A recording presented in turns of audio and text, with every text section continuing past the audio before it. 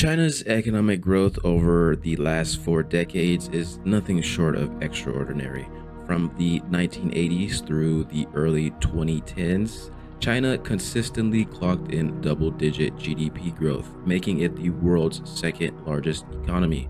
But lately, things have shifted. The growth rate has slowed down significantly from a peak of around 14% in 2007 to less than 5% in recent years. China has moved from a rapid, turbocharged economy to what economists are now calling the new normal of slower growth. Several factors have contributed to this slowdown.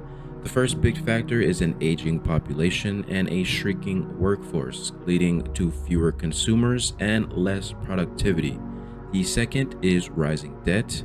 To fuel its growth, China borrowed heavily, especially at the local government level.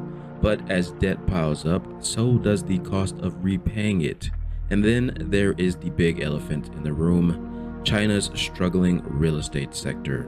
So for years, China's real estate market was the backbone of its economy. Property became the primary vehicle for Chinese citizens to build wealth, and entire cities sprang up in just a few years. However, this led to what many economists now describe as a massive real estate bubble. Developers borrowed billions to build apartments and offices, expecting constant demand and rising prices. But recently, companies like Evergrande, one of China's largest developers, actually began to default on debt. The housing market has cooled dramatically and prices in some regions have started to fall. Real estate makes up around 25 to 30% of China's GDP, which means that when this sector stumbles, the entire economy feels it. Imagine if a significant chunk of your country's economy suddenly stopped growing.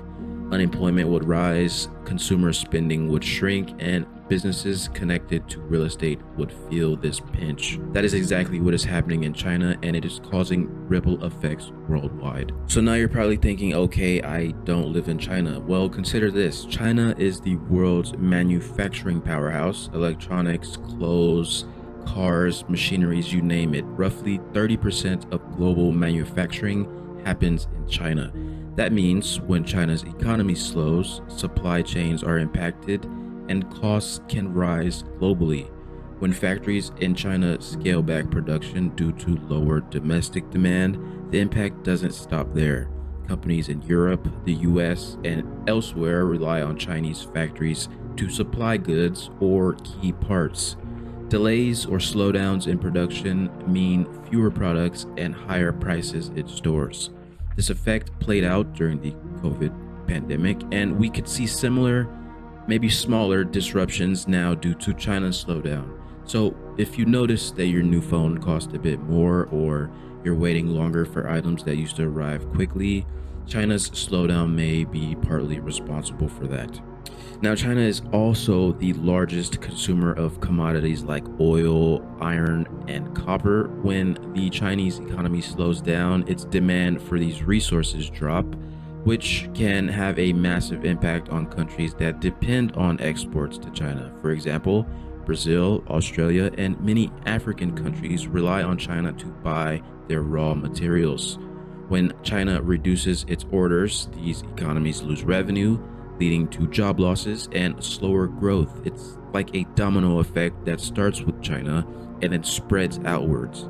So if you're living in one of these countries, you might see it play out in the form of fewer jobs, less government spending on social programs, or even higher taxes. The world is becoming increasingly intertwined through trade, and as the two largest economies, the US and China, are closely linked, the slowdown in China puts pressure on US and European businesses that rely on Chinese consumers.